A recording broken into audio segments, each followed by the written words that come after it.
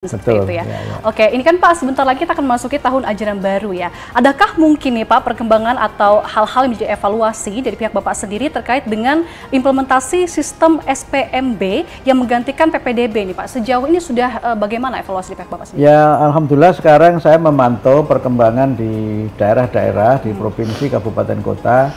Sekarang SPMB itu sudah mulai disosialisasikan. Bahkan beberapa provinsi dan kabupaten kota itu sudah rapat bersama dengan panitia di tingkat daerah, di tingkat provinsi untuk bagaimana agar SPMB ini berjalan lebih baik. Semangat kami dengan SPMB ini adalah pendidikan yang inklusif dan berkeadilan. Jadi kita berusaha untuk memperkuat pendidikan inklusi karena itu jalur afirmasi yang diperuntukkan bagi murid-murid yang berkebutuhan khusus dan juga bagi murid yang berasal dari keluarga ekonomi lemah itu dapat diberikan porsi yang lebih banyak. Kemudian yang kedua juga sistem yang memungkinkan untuk murid ini bisa belajar lintas kabupaten, bahkan bisa lintas provinsi. Saya mendapat informasi beberapa pemerintah provinsi sudah melakukan pembicaraan bagaimana agar sistem ini bisa berjalan dengan baik. Misalnya pemerintah Provinsi Jawa Tengah dengan Jawa Timur ini sudah mulai melakukan pembicaraan karena memang banyak murid dari Jawa Tengah yang mungkin mereka belajar ke Jawa Timur karena selama ini mobilitas sosialnya mereka lebih banyak ke Jawa Timur misalnya. Misalnya begini, misalnya di Jawa Tengah, Jawa Timur itu ada di Blora misalnya. Itu kan berbatasan dengan Bojonegoro, Jawa Timur. Itu kan mobilitas masyarakat di dua kabupaten ini sudah intens terjadi. Dan mereka sudah terbiasa untuk ya berinteraksi lintas kabupaten yang ternyata kan lintas provinsi juga. Nah kemudian pemerintah DKI dengan pemerintah Jawa Barat itu juga sudah mulai ada pembicaraan dan ini memang menjadi bagian dari kesiapan para penyelenggara khususnya dinas-dinas pendidikan dan juga tim kami yang ada di balai-balai, di Balai Penjaminan Mutu Pendidikan dan juga organisasi-organisasi yang menyelenggarakan pendidikan sudah mulai melakukan sosialisasi, melakukan berbagai macam skenario supaya SPMB ini dapat terlaksana dengan sebaik-baiknya.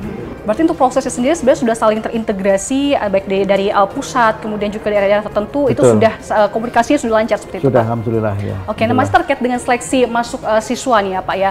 Banyak kemudian orang tua yang mengkhawatirkan terkait dengan TKA nih, tes kemampuan akademik. Apakah anak-anak saya mampu nantinya? Itu Bapak adakah mungkin yang disampaikan bagi orang tua di rumah? Tes kemampuan akademik itu nanti dimulai bulan November. Itu tidak terkait dengan penerimaan murid baru. Jadi kita baru memulai bulan November itu untuk kelas 12, kelas 3 SMA atau 3 LTA. Kemudian nanti yang SD dan SMP itu di tahun 2026. Nah, orang tua tidak perlu khawatir karena tes kemampuan akademik ini tidak wajib. Jadi kalau yang mau ikut silahkan, kalau tidak ikut juga tidak masalah. Kenapa tidak kita wajibkan? Karena ada beberapa aktivis HAM yang mengatakan kalau mewajibkan ujian itu melanggar HAM gitu.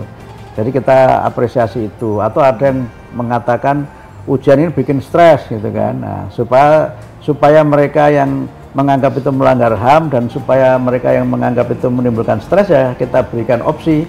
Yang ikut silahkan, yang tidak ikut ya tidak masalah gitu. Tapi kalau sudah siap untuk ikut ya harus menyiapkan dengan sebaik-baiknya. Itu yang baru dengan yang sebelumnya. Yang kedua, tes kemampuan akademik ini tidak menjadi penentu kelulusan. Jadi nanti yang disampaikan itu adalah hasilnya itu berapa, tapi tidak menjadi penentu kelulusan. Karena menurut aturan, kelulusan peserta didik itu ditetapkan oleh masing-masing satuan pendidikan, bukan oleh pemerintah. Sehingga nanti yang ujian seluruh mata pelajaran itu ada di masing-masing sekolah, dan itu yang menjadi penentu kelulusan. Jadi TKA ini tidak menjadi penentu kelulusan. Tapi yang ketiga, yang ini sudah kami bicarakan dengan forum rektor dan majelis rektor, mulai tahun yang akan datang, tes kemampuan akademik ini akan diintegrasikan dengan sistem penerimaan mahasiswa baru. Yang itu nanti akan menjadi bagian dari pertimbangan untuk seleksi mahasiswa yang tanpa tes atau seleksi-seleksi yang memang itu menggunakan jalur-jalur prestasi. Sehingga ini akan menjadi bagian dari bagaimana agar sistem yang kita kembangkan ini, TKA ini terintegrasi dengan penerimaan mahasiswa di perguruan tinggi. Oke, pertanyaan terakhir nih ya Pak, adakah mungkin hal yang bisa Bapak spill nih terkait dengan program